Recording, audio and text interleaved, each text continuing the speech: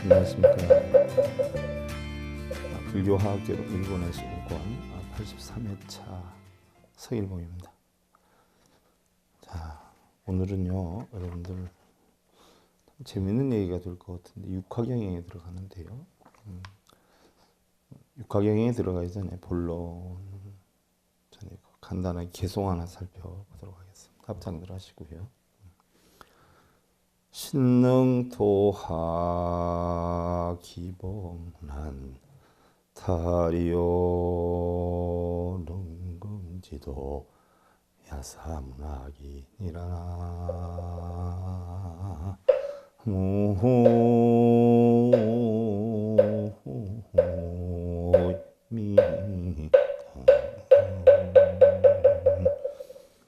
바른 믿음은 능히 고해의 강을 건너고 그 복은, 그 지혜는 빼앗기 어려운 것이니 잘 단속하여 도둑을 막으라. 뭐를 단속하느냐 하면요, 우리 여섯 도적이죠. 우리가 가지고 다니는 눈, 귀, 코, 여, 몸 등 여섯 도적을 잘 막아서 그것은 바로 거침을 떠난 수행자의 즐거움이다라고 했어요. 바른 믿음이다라고 하는 것은요, 결국 탐진치를 끊는 개정해의 성취이지요. 그래서 개정해를 이루기만 하면요, 복은 빼앗기 어렵다라고 하는데, 우리 불자님 가운데 한 분이요, 요즘 천일 법문 나가지 않아요. 천일 법문 나가는데 댓글을 달았어요. 스님, 마음속에 있는 두려움과 공포를 없애면 정말 행복해질까요? 그래서 제가 가만히 보다가 댓글을 뭐라고 달았느냐 하면요, 은혜에 1000,000원을 저금을 해놨는데 1000,000원을 다 찾아가면 찾을 돈이 얼마나 되겠습니까? 마음속에 두려움과 공포가 있으면 그걸 다 빼내버리면 통장이 텅텅 비듯이 마음속이 텅텅 비게 되는 것이지요. 바로 그런 이치요. 개정해로 해서 우리가 탐진치를 없애면은요, 그게 바로 바른 믿음이 되는데, 그 바른 믿음을 갖다 보면 고통스러운 바다를 건너게 되고, 그 지혜는 뺏기가 힘들죠. 한번 개정해를 성취시켜 놓으면 뺏기가 힘들죠. 요즘 우리 교양 강좌하는 전교사님들 원고를 보내면 제가 검토해서 제자를 잘 놓거든요.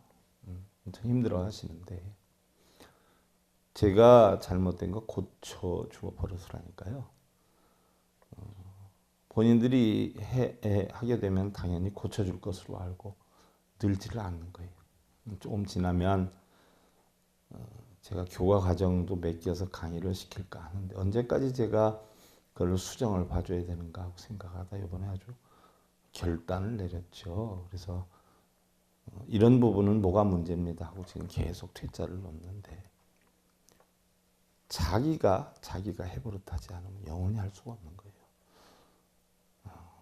어려서는 어떻게 돼요? 자식을 밥도 먹여주고 이렇게 하지만 결국 크면 혼자 먹게 되죠. 그동안에 제가 충분히 밥을 먹여드렸기 때문에 이제 혼자 스스로 만들어 가야 된다.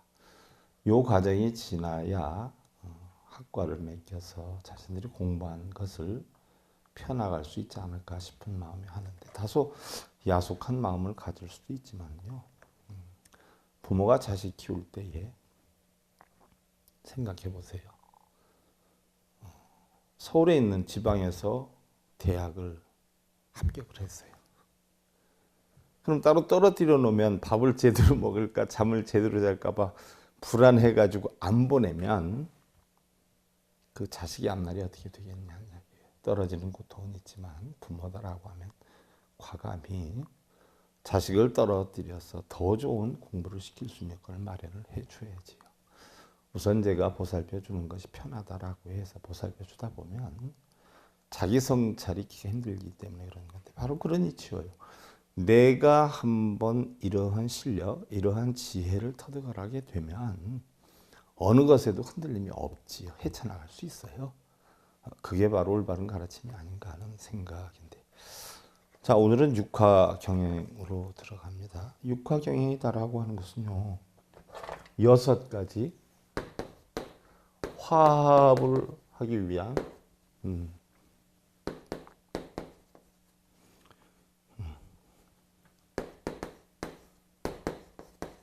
실천행위죠. 공경받는 실천행. 6가지 화합을 해서 공경을 받는 실천행위다 이렇게 보는데, 부처님께서 샤카국에 계실 때요, 정반하게 돌아와 가지고 결국 12년 만에 샤카국으로 돌아왔죠. 처음에 출가하셔서 녹야원에서 전법하다 빈비사라 왕을 찾아가 가지고, 빈비사라 왕이 있는 데에서 중림정사를 만들어 주셔가지고 중림정사에서 편학하다가 바로 기원정사를 다시 만들게 되죠. 기원정사를 만들기에 대해서 기원정사에서 있다가 보니까 거의 샤카국까지 이렇게 먼 거리가 아니죠. 그래서 정반왕이 파발을 놓죠. 부처님 만나서 좀 집에 한번 와달라라고 해서 부처님께 와주십사 부탁하러 해가지고서는 신하들을 보내면은요, 신하들이 전부 가가지고서는 부처님께 동요를 받아서 출가를 하지 부처님을 모시고 오질 못해요. 그러다 보니까 정반왕이 나중에 바로 부처님의 친구이기도 했고 신하이기도 했던 그 친구를 부처님이 가장 신뢰를 받는다 싶어서 무슨 일이 있어도 이번에 놓고 부처님 모시고 올 수 있으면 좋겠다 하고 보내는데, 혹시 또 출가를 할까봐 등에다가 귀래라고 써서 붙여서 보내죠. 귀래, 속히 돌아와라. 그러면은 본인도 본인이지만 주변에서 볼 때 저 사람은 세상 없어도 보내야 되겠구나 하는 생각을 할 수밖에 없죠. 그래서 귀래라고 써서 보냈는데, 결국 부처님은 그렇게 나도 가려고 했었고 좋은 기회가 된 것 같다. 내일 당장 떠나자 해가지고 결국 그 친구가 돌아가서 정만한테 이야기를 하죠. 내일 온다라고 했습니다. 해서 그리고 그 다음날 부처님이 제자들과 함께 샤카국을 가게 돼요. 샤카국을 가가지고 한 10여일 동안 성밖에 머무르게 됐는데,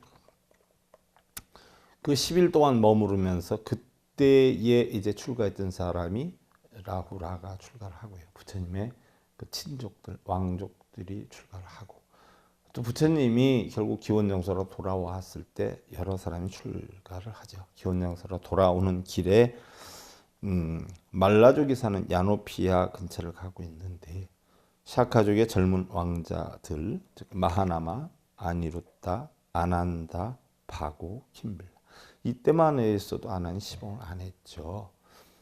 그리고 아난이 출가하기 전에 부처님 시봉했던 제자들이 한 6, 7분 됐어요. 그래서 아난이 8번째 시봉 제자인데 이때 바로 출가를 하게 되죠. 이때 심부름을 하기 위해서 그 왕족들의 짐을 들고 오던 이발사 출신이었던 우팔리가 출가를 위해서 쫓아오지요.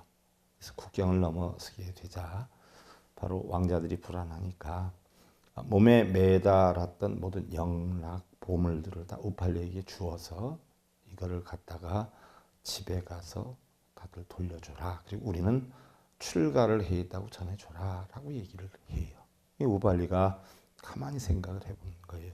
태자님들이시오, 왕자님들이시오, 만약에 제가 이 보석을 가지고 돌아가서 왕자님들은 출가를 하셨고 제가 가져왔습니다 라고 하다가 보면 오해를 받을 수가 있고, 혹시 왕자들을 해치고 이거 가져온 거 아닌가 싶은 오해를 받을 수도 있고 불안하고, 저도 역시 왕자님들께서 허락만 해주신다면 이 기회에 저도 출가를 하고 싶습니다 라고 이야기를 하자 왕자들이 그럼 좋다. 뭐 우리는 어차피 출가하는 것이고 자네가 그럼 출가를 할 거다 싶으면 우리 같이 다니면 힘드니까 차라리 그 보물들을 우리에게 돌려주고 니는 먼저 출가를 하거라 이렇게 되죠. 그래서 왕자들이 그 영락과 보물들을 어차피 출가를 하니까, 뭐 옛날에 군대에 갈 때 생각나네요. 군대 가기 전에 보면 친구들하고 돌아가면서 이렇게 만나서 유희도 하고 술도 먹고 이러지 않아요. 하긴 뭐 저는 군대 가기 전날 오후 4시에 영장도 안 받고 병무청에서 전화 연락 받고 내일 아침 8시까지 입대하라고 해가지고 4시에 사무실에서 근무하다 전화 받고 집에 돌아가서 뭐 그때만 해도 출퇴근하는데 한 1시간 반 걸렸으니까 돌아가서 저녁 6시, 7시 샤워하고 옷 갈아입고 저녁 열차 아침 8시에는 도착할 만한 차가 없었죠. 그 시대만 했어도 완행열차 있었고 뭐 이러니까. 그래서 용산역에 가서 완행열차 타고 그 다음에 결국 군대를 간대요. 새벽에 도착했어요.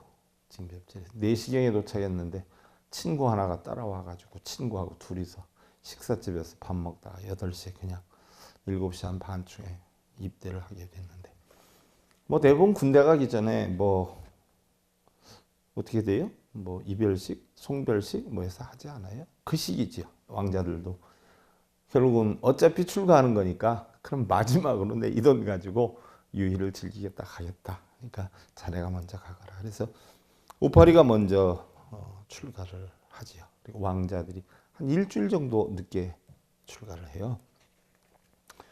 그런데 그 왕자들이 부처님께 도착해서 출가를 허락받아 달라고 하니까 일주일 정도 먼저 출간 우파리에게 절을 하고 출가를 하라고 해요. 큰일 날 소리죠.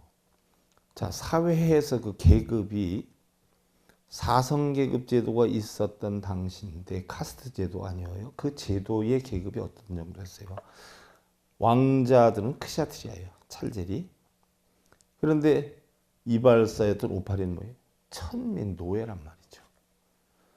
그 당시만 해도 계급이 브라만, 크샤트리아, 또 상공업, 바이샤, 그 다음에 농노, 수드라 이랬던 4가지 계급이었죠. 그러면 수드라 신분으로서 사실은 찰제리들, 크샤트리아들을 대할 때는 사실 몸에다 손도 못 댔죠. 인사를 하다가 예를 들어서 뭐 목을 스쳤다 몸에, 아니 길을 가다가 팔을 스쳤다 그러면 팔을 잘라버리고, 목을 스쳤다라고 목을 잘라버리고 이랬던 엄청난 차별제도가 있었던 시대에 그 농노였던 우바리에게 절을 하고 출가를 하라고 하니까 왕자들이 쇼크를 받죠. 어떻게 절을 하인에게 절을 하느냐. 머뭇거리자 부처님이 단호하게 얘기하죠. 싫으면 돌아가거라. 사해의 물이 바다에 들어오면 모두 한 맛이 된다. 그와 같이 사성, 바로 브라만, 크시아트리아, 마이시아, 수드라 사성이 전부 출가를 하면 전부 하나다 석시가 되는 것이다. 스님들이 간혹 보면은 석자를 많이 쓰지요. 다 하나의 석자지요. 그래서 저도 일봉이 석일봉 이렇게 하는데, 이렇게 해서 할 수 없이 왕자들은 상의 끝에 그러면 부처님의 가르침을 배우려고 하면 절을 할 수밖에 없겠구나 라고 결론을 내리고 결국 우바리에게 절을 하고 출가를 해죠. 사실 어마어마했던 계급 차별의 시대예요. 이것이 바로 부처님이 최초로 수천 년 이어온 인도의 종성 사상인 카스트 계급 제도를 타파한 것이에요. 세계 최초로 인간 평등의 절대적 휴머니즘을 선언한 최초의 만민 평등 사상이에요. 여러분들 에브라함 링컨이 남북 전쟁에서 노예방 운동을 해서 대단했다라고 하지만 1776년도 일이고요. 부처님은 마이너스 500년대 일이니까 약 2200년 전, 2300년 전에 이미 부처님은 만민 평등 사상을 주장을 했고요. 또 그 대표적인 예로서 우리나라에서 스님 가운데 가장 존경을 받고 훌륭하다고 평가를 받는 원효 스님께서도요. 600년대 중후반, 660년도, 650년도 이때에 결국은 그 당시 우리나라의 진골, 성골만이 불가히 귀의를 할 수가 있었는데 바로 땅꾼이고 농부들이고 아니면 보찜상이고 어느 누구든지에게 불법을 전해서 부처님 법을 따르면 행복해진다라고 해서 나무아미타불 사상을 그때 전파시킨 장본인이시죠. 그래서 우리 원효 스님이 훌륭하다라고 하는 건데요. 세계 최초의 노예방하신 분이세요. 만민 평등 사상을 주장하셨던 분이에요. 그래서 결국은 그 왕족들이 우발이에게 절을 하고 출가를 하게 됐는데, 그리고 얼마 지나지 않아서 부처님께서 동방올림의 농모강당에 계실 때 마세타와 브라다 아라하 두 바라문이 불가에 기일을 해요. 뭐 그 당시만 해서도 브라만들이 뭐 한 2천만 정도 됐고, 우리 불자들은 뭐 1200명 정도뿐이 안 됐죠. 지금의 우리 유명종단 사람들은 엄청 많은데 무명종단 사람들은 얼마 안 되잖아요. 그러니까 사람이 많다고, 또 그 당시 바라문들은 궁전과 같은 사찰을 지니고 있었어요. 부처님은 초라했었지만 사찰이 적고, 또 700년이나 이어온 브라만 사상인데 얼마나 브라만들의 세력이 강했겠어요. 우리나라는 불과 40년뿐이 안 되는 뭐 특정 종단 세력이 대단하잖아요. 그럼 비유를 해보세요. 그러니 과연 불교를 인정을 했겠냐는 이야기예요. 불교를 사입이다, 사파다. 마치 요즘 힘이 없는 저에게 우리 불자님들이 어느 종이 아니네 이것 따지는 거하고 똑같은 거예요. 부처님 법에는 종단이 없잖아요. 부처님 진리가 어느 종단이에요? 부처님 어느 종단 사람이었어요? 여러분들이 자식 사랑하는 마음은 어느 종단이에요? 어느 종교죠? 어느 종파예요? 행복과 불행은 어느 종단이지요? 우리 불법 마음법이에요. 종단 종파가 없어요. 이 당시에 브라만들이 불가에 귀의를 했더니 많은 바라문들이 욕을 하는 거죠. 우리 바라문들은 명성이 있고 정파고 수 오랫동안 이어온 그런 명맥을 어떻게 깨뜨리고, 범천의 입으로 출생을 해 출신이 고귀하고 청정에서 올바른 지혜를 얻지도 못하는 다른 종성인 그런 부처님께 귀의를 하느냐, 부처에게 귀의를 하느냐, 엄청 욕을 했어요. 더군다나 고타마 단체는 이교도이고, 그렇죠. 바라문이 볼 땐 이교도지요. 우리가 볼 때는 정법이지만 브라만들이 볼 땐 이교도예요. 그와 같이 저도 부처님 경전에 있는 대로 가르침을 주니까 저는 저를 정법으로 생각해요. 아무리 명성이 크고 단체가 크대도 저는 이교도라고 생각해요. 사입이라고 생각을 해요. 왜? 바른 불법을 펴지 않으니까. 영리를 목적으로 하니까. 나쁜 짓을 하니까. 부처님 법대로 하야 정법이죠. 그와 같이 브라만들이 부처님 단체를 이교도라고 했어요. 또한 지옥으로 떨어지는 법을 가르친다라고 했어요. 그런데 어떻게 그곳에 들어갔냐고 난리를 치고 있었어요. 이때 부처님께서는 나의 바르고 진정한 도에는 종성을 문제로 삼지 않고, 쉽게 얘기하면 카스트 제도의 그런 사성계급을 인정하지 않고 교만을 따르지 않는다. 그러한 차별심은 결국 깨달음을 얻지 못하게 하기 때문이다. 왕족이나 바라문 중에도 살생, 도둑질, 간음, 거짓말, 두혈을 갖거나 말버릇이 나쁘고 인색하고 질투하고 삿된 견해를 갖고 영리를 목적으로 하고 뭘 하면 복이 온다라고 거짓말치고 이런 것들이 다 많은데, 아무리 명문종파라 하더라도 그런 걸 추구하는 건 삿된 것이고, 마이시아, 수드라, 천민, 농노, 상공인 가운데에서도 그렇지 않은 자들이 있다. 선악시비와 옳고 그름은 마음에 있는 것이지 종성이나 계급, 종단, 종파에 있는 것이 아니다. 마치 세상의 모든 강이 바다에 모이고 하늘에서 내리는 빗줄기가 큰 바다로 들어가지만 그것으로 인하여 바닷물이 늘고 줄어드는 것이 없듯이, 모든 사람이 불법을 체득해서 니르바나에 들어간다 할지라도 니르바나는 줄거나 늘지를 않는다. 또한 이때에 부처님이 설법하신 것이 오하일미예요. 즉 여러분들, 우리의 손가락은 5개가 있지 않아요. 5개가 전부 어디로 통해요?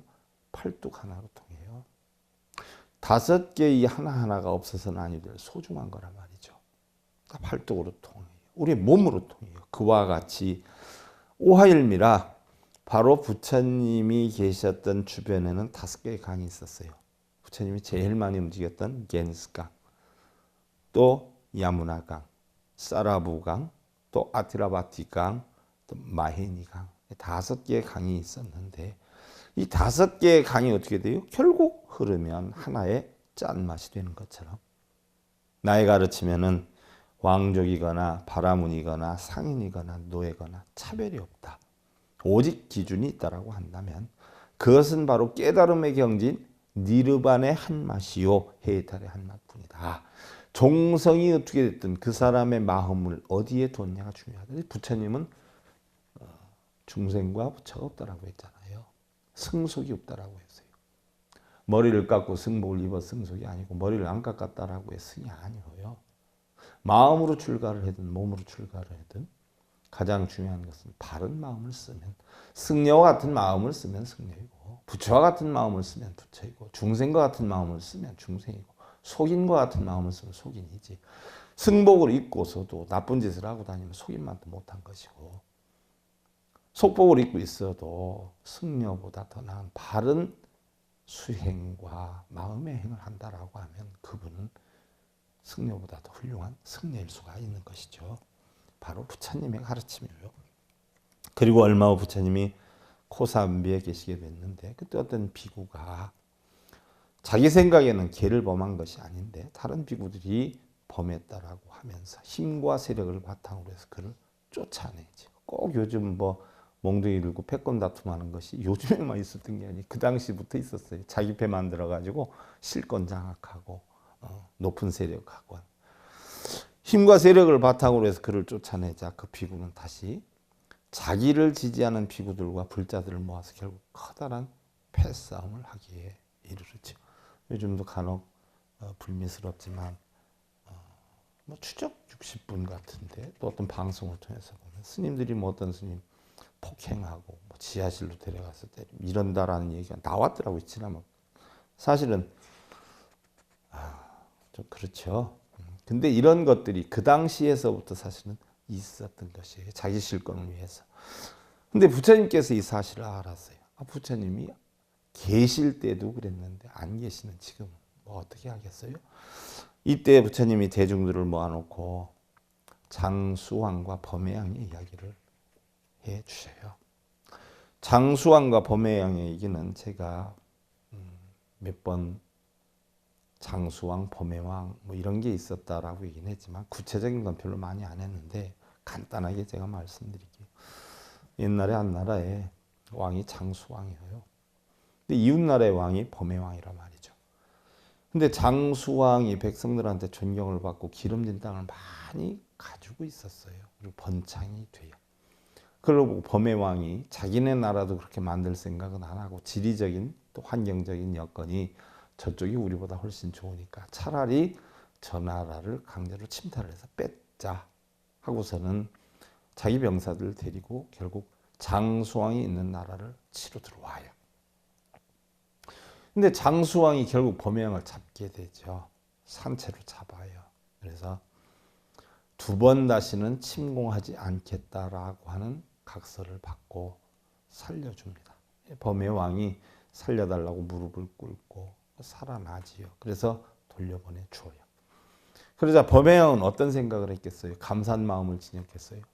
내가 죽기 전에 무슨 일이 있어도 저 사람을 장수왕을 치고 말겠다 하는 각오하에 마치 2차 세계대전 일으키는 독일의 뭐 히틀러처럼 고속도로를 비행기 활주로로 만들고 하면서 나라 경제 건설을 시킨다 해가지고 그렇게 해놓고 전부 전쟁 일으켜서 비행기 활주로를 써서 결국은 어마어마한 전쟁이 일어나지 않았어요. 그와 같이 범해왕도 나라 경제 발전을 시킨다라고 하면서 병사들 신무기 도입해가지고 10여 년이 넘게 군사력을 증강을 시켰죠. 그리고선 다시 장수왕을 치고 들어와요. 이때 장수왕이 어떻게 돼요? 전쟁을 하면 잘못이 없는 애꿎은 백성들만 죽게 생겼구나. 과거에는 범해양 군대가 강하지 않았기 때문에 능히 제압할 수 있었지만 요번에도 막상 전쟁을 한다라고 하면 제압이야 시키겠지만 이루혁령으로서 많은 사람들이 살생을 피를 불러일으키겠구나 라고 생각을 하고 장수왕은 모든 걸 다 버리고 사복으로 갈아입고 아내 손만 잡고 왕궁을 탈출하게 되죠. 결국 범해왕은 전쟁 한번 하지를 않고 어떻게 돼요? 장수왕 나라를 전부 빼앗게 되죠. 바로 장수왕이 생각했던 건 바로 뭐예요? 백성들의 피가 불안했던 거예요. 그래서 결국 도망가 가지고 사회인으로 변장을 하고서 그때서부터 거지로 살아갑니다. 구걸을 하고 살아가요. 농촌 촌가에다가 초막 산 밑에다가 조그만 초막살이 하나 짓고 부부가 구걸을 하고 품을 팔아서 이렇게 살아갑니다. 그리고 나서 이제 얼마 있다 자식을 낳게 되죠. 그래서 자식을 낳아가지고 자식을 키웠는데 그 자식이 10살 정도가 넘었을 때 아들을 다른 나라의 왕에게, 뭐 왕이었으니까 다들 죽었는 줄 알았는데 편지를 하나 써서 보냅니다. 제 아들을 보낼 테니까 당신의 아들처럼 생각하고 잘 좀 키워달라고. 친구 관계였는데 그 다른 나라 왕하고. 그래서 장수태자는 그 편지를 가지고 결국 다른 나라의 왕을 찾아가서 결국 거기에서 성장을 하지요. 그래서 문물을 다 익힙니다. 그리고 나이 20이 되기 전에 아버지를 찾아오죠. 근데 거기 가서 배웠을 때 들어보니까 사실은 옛날 얘기를 들은 거예요. 범의 왕한테 이렇게 당해가지고 도망을 갔다. 아들이 그런 얘기를 들으니까 얼마나 속이 상해요. 너무너무 속이 상하죠. 그래서 아버지한테 찾아오는데 그 당시 아버지는 어떻게 됐냐. 시내 구걸을 하러 나갔는데 어느 사람이 소리를 지르면서 장수왕을 찾습니다 하고 다니는 거예요. 이 장수왕이 뭐 거지처럼 살아가니까 모르잖아요. 아니, 왜 장수왕을 찾습니까? 그랬더니 나는 장수왕을 존경해서 나라에 찾아왔더니 장수왕은 이미 도망가고 있고 내 인생을 이렇게 망쳐놨다. 내 장수왕을 찾으러 다니면서 10년이 넘게 이렇게 헛세월을 보냈는데 찾으면 내 그만 안 둘 거다라고 하는 거예요. 가만히 생각해 보니까 어떻게 돼요? 아, 자기 때문에 참 많은 피해를 입었구나 하는 생각에 조용한 데로 가서 얘기를 하죠. 여보시오, 장수왕을 찾으면 나라의 어느 정도의 일부를 떼어서 상금으로 준다라고 아직도 붙여 있던데 내가 장수왕이요. 무슨 소리 하십니까? 아니, 사실 내가 장수왕이요. 나를 갖다가 집어넣으면 당신은 어마어마한 상급을 받아서 나 때문에 일어난 그 불운의 어떤 대가가 치러질 수 있으니까 신고를 하시오. 아, 자기는 그렇게 못합니다 하죠. 그러니까 바로 장수왕이 어떻게 돼요? 자, 나랑 같이 갑시다 해가지고서는 결국 관하로 강제로 끌고 가요. 그 사람을 가서 이 사람이 나를 잡아왔다라고 얘기해요.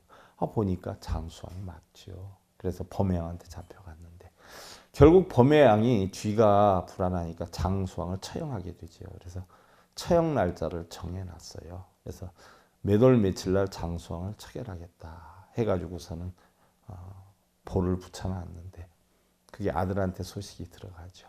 아들이 특공대를 조직해가지고 아버지를 구하러 와요. 그래서 결국 유치장까지 들어와서 아버지한테 가서 구하니까 아버지가 거기서 마지막 얘기를 하죠. 아들아, 네가 진정한 내 아들이라고 하면 결국 사람들한테 핏분이 받아오지는 않는다. 네가 나를 구한다고 해서 범해왕을 해치면 범해왕의 2세, 3세가 또 너한테 복수를 할 것이고 또 너한테 복수를 할 것이 아니냐. 아버지의 염원이다.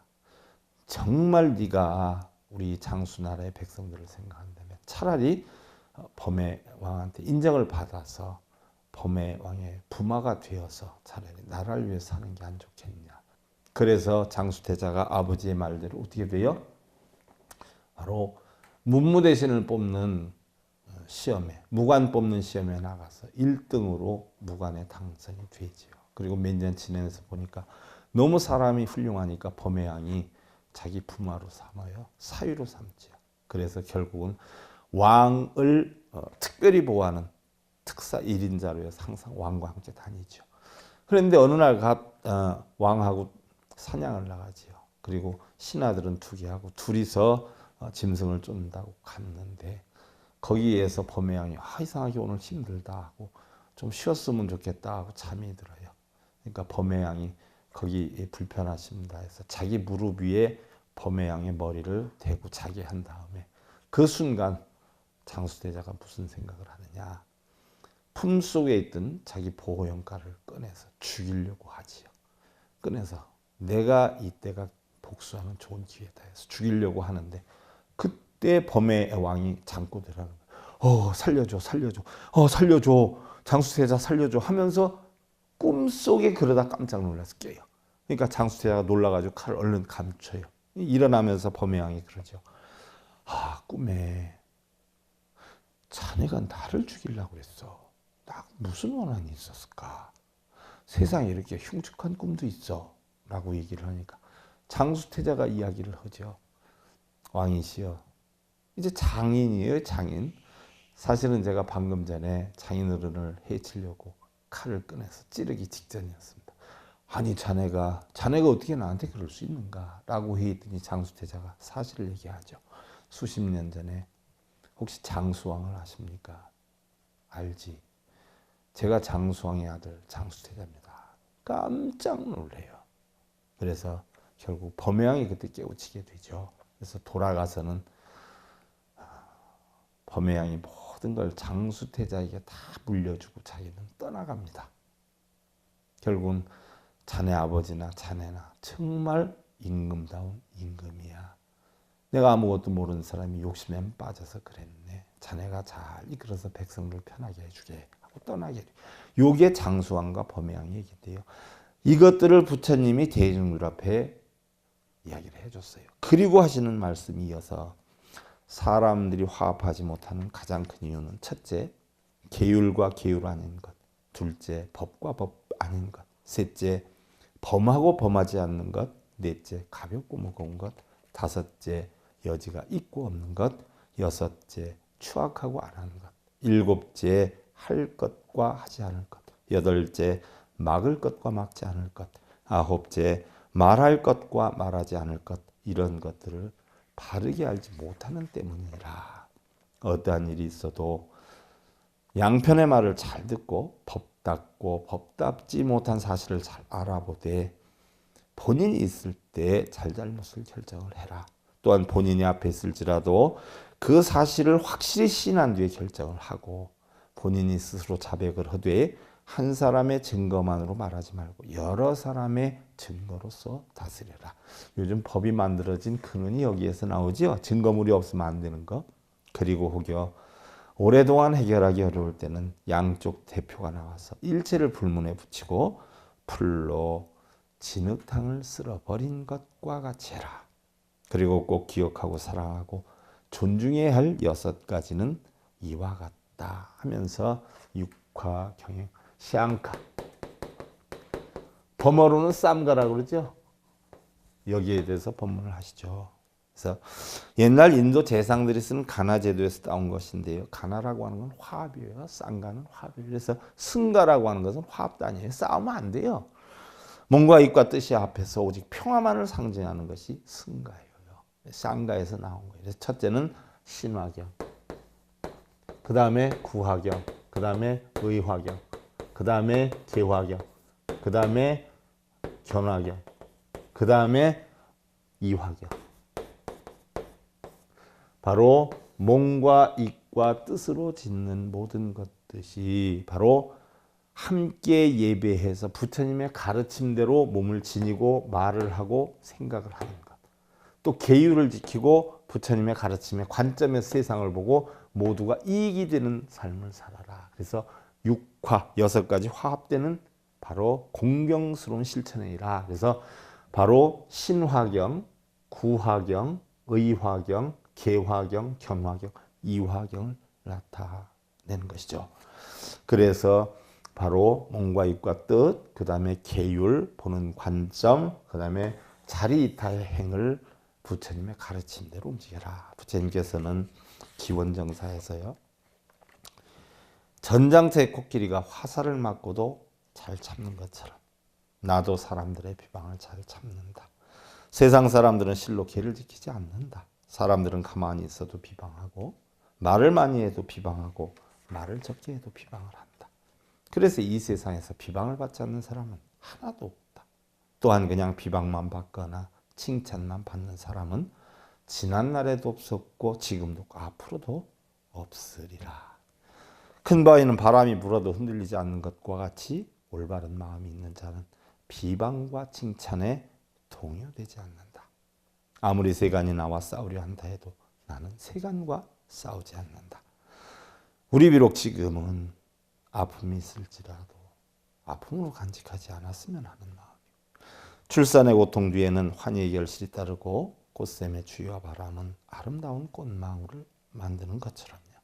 아픔은 희망을 잉태하는 기쁨의 원인이 될 수 있기 때문이죠.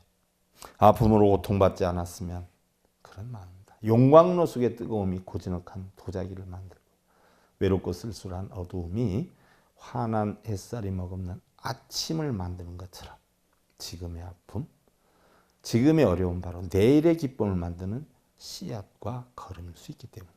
우리 비록 아픔이 있을지다라고 하더라도 내일을 생각하면서 환하게 웃고 지금 속상함이 있다라고 할지라도 내일을 생각하면서 기쁘게 자신을 충족시키는 밑거름이라 생각하고 여러분 행복하시고요. 합장하시고요.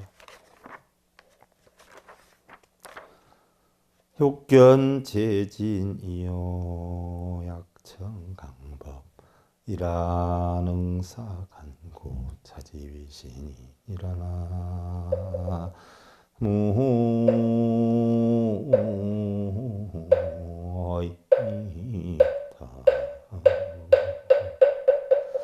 모든 진리를 보려는 마음이 있다면 바르게 살려고 하는 마음이 있다면 바른 법을 설하는 것을 즐겨들어라. 여러분들 탐욕심에 짜들면 뭐 이루게 해준다, 소원 성취해준다, 뭐 해라, 뭐 그거 하잖아요. 근데 그 사리사욕이 다 떠나면 그냥 바른 법만 마음에 들어와. 아끼고 탐하는 번뇌를 버려야 하나니 이것을 믿음이라 한다. 이것을 오니공한 진정한 부처님 가르침이라 한다. 하는 게 여러분들 마음속에 번뇌 내려오시면 정말 편하시거든요.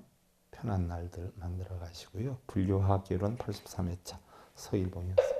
감사드립니다. 성불하십시오.